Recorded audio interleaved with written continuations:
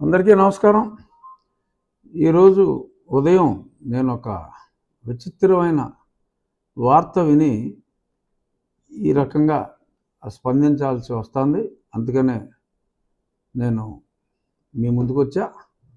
అదేమిటంటే Ambedkar India mission అని ఒక పేరు, ఆ పేరుతో PV Sunil Kumar IPS officer ఎప్పటి నుంచో ఆ సంస్థ ఫౌండర్ అతనే నిర్వహిస్తున్నాడు. గతంలో కూడా నేను కేంద్ర ప్రభుత్వానికి కంప్లైంట్ ఇవ్వడం జరిగింది. ఒక సర్వీస్లో ఉన్న ఆఫీసరు ఈ రకంగా ఆర్గనైజేషన్లు పెట్టుకొని ఆర్గనైజేషన్ తరపున తిరగటం తప్పు, యాక్షన్ తీసుకోవాలి అని చెప్పటం. ఇది నిజమా అని మరి ఆధారాలు ఇచ్చినప్పటికీ వారు స్టేట్ గవర్నమెంట్ని అడగటం.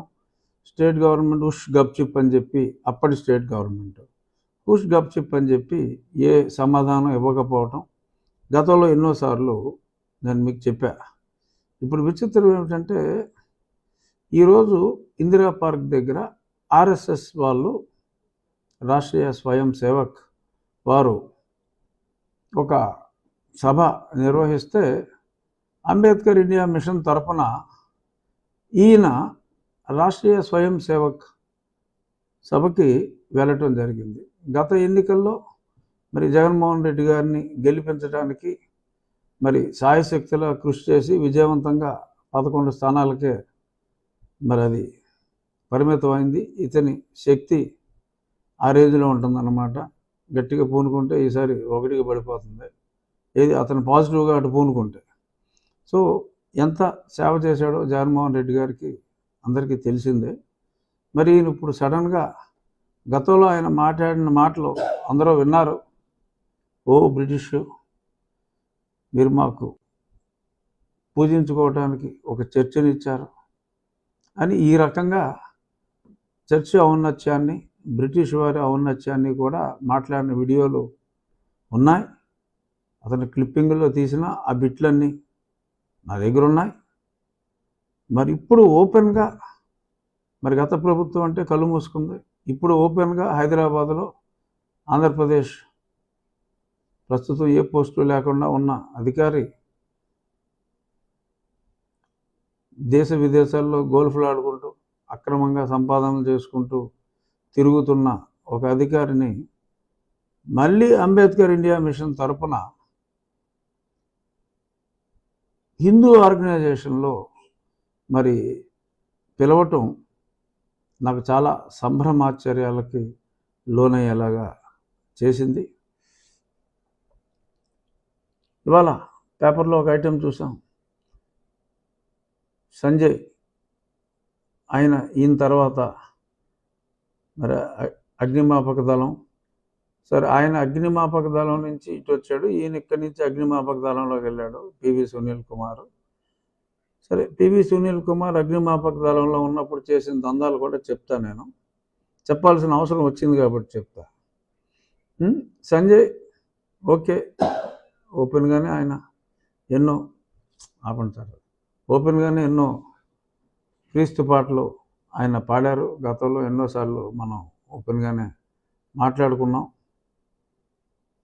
Compare to Sunil Kumar, mister Sanjay is an angel.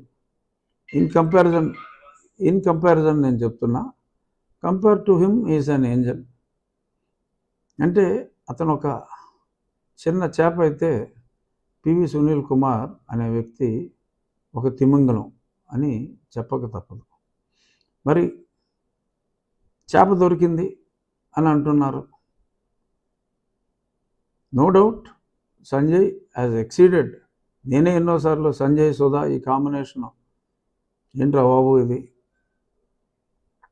Suthivelu Bhadrarao లాగా వీళ్ళు అదే అలా దేశంలోని ప్రాంతాలన్నీ తిరిగి, బొంబాయిలో ఢిల్లీలో తిరిగి మీటింగ్లు పెట్టడం ఏంటి అని మాట్లాడా. ఎందుకంటే అప్పుడున్న ప్రెషర్ అలాంటిది. వీళ్ళ మీద మీరు వెళ్ళి మాట్లాడతారా లేదా అని చెప్పి మాట్లాడించాడు.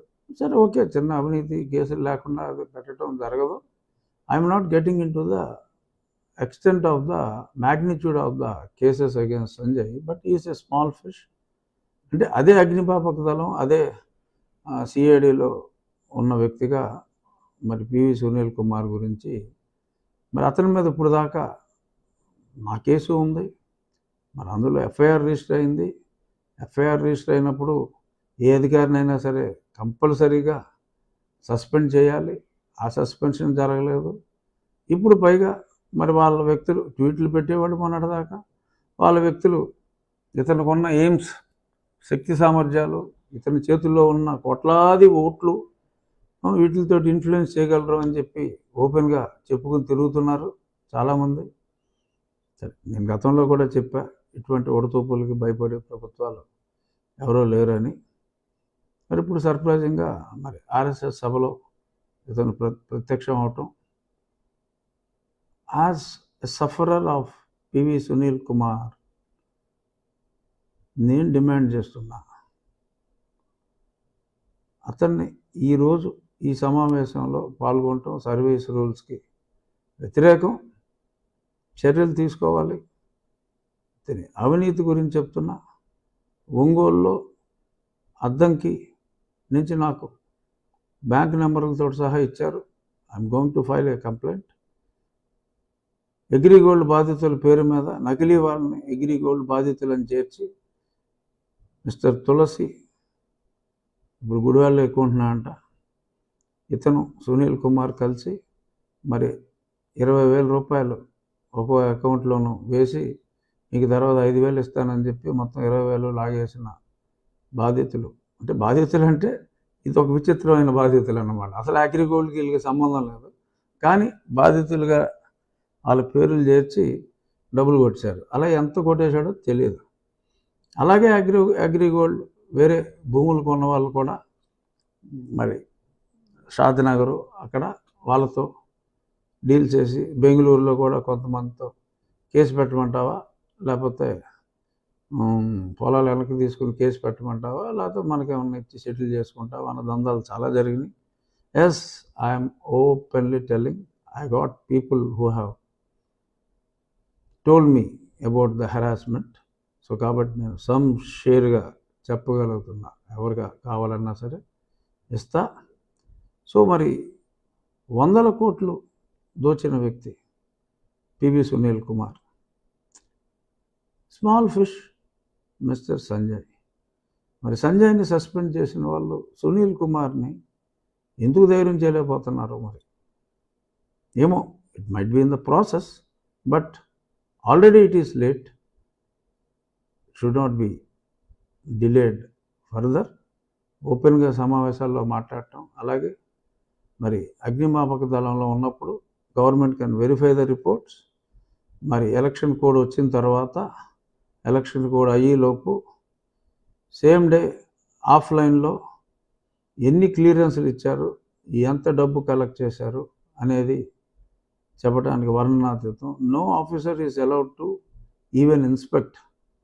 ఆఫ్లైన్లో వచ్చేది ఆఫ్లైన్లోనే క్లియరెన్స్లు ఇచ్చేయటం, క్లియరెన్స్లు దండుకో, రూల్ లేదు, రైమ్ లేదు, పాడు లేదు. మరి ఆ రకంగా చేశారు. వెరిఫై చేసుకుంటే ఆ ఎవిడెన్స్లు కూడా ఉంటాయి. ఒక ఎంక్వైరీ దాని మీద కూడా బహుశా వేస్తుందేమో, చూద్దాం. ఇది ఒక నిందితుడిగా ఉన్న వ్యక్తి ఒక ఎంపీని కస్టోడియల్ టార్చర్లో దారుణంగా హింసించి చంపాలని చూసిన వ్యక్తి, ఎఫ్ఐఆర్లో చేర్చబడ్డ వ్యక్తి సస్పెండ్ కాకపోవటం, ఆయన ఇప్పుడు ఆర్ఎస్ఎస్ కార్యక్రమంలో పక్కా చర్చ్ పక్షపాతి, ఓపెన్గా మీటింగుల్లో చెప్పిన చర్చ్ పక్షపాతి, ఎయిమ్ అనే ఆర్గనైజేషన్ తరపున మరి ఒక ఫౌండర్గాను మరి ఎలాగో పాల్గొవటం. ఈ ఒక్క పాయింట్ చాలు ప్రభుత్వం చర్యలు తీసుకుంటానికి. ఎందుకంటే నా కేసులో ముద్దాయిగా అతను ఉన్నాడు కాబట్టి డెఫినెట్గా మాట్లాడటం ప్రజలందరి తరపున. అంటే ఎంతోమంది అతను అఘాయిత్యాలకు గురయ్యారు. I'm representing all of them. ఇక్కడ నేను ఒక డిప్యూటీ స్పీకర్గా నేను మాట్లాడతలేదు. చావు తప్పి కన్నులట్టపోయిన ఒక సామాన్యుడిగా, ఎంపీగా ఉండి కూడా సావు దెబ్బలు తిన్న ఒక సామాన్యుడిగా, ఎందరో దెబ్బతిన్న వారి పక్షాన వాళ్ళ ప్రతినిధిగా నేను ఈ విషయం పబ్లిక్గా మాట్లాడుతున్నా. మరి చెప్పాల్సింది చెప్పాం, చూద్దాం చర్యలు ఉంటాయా, నెత్తికి ఎక్కించుకుంటారా, let us see. Thank you.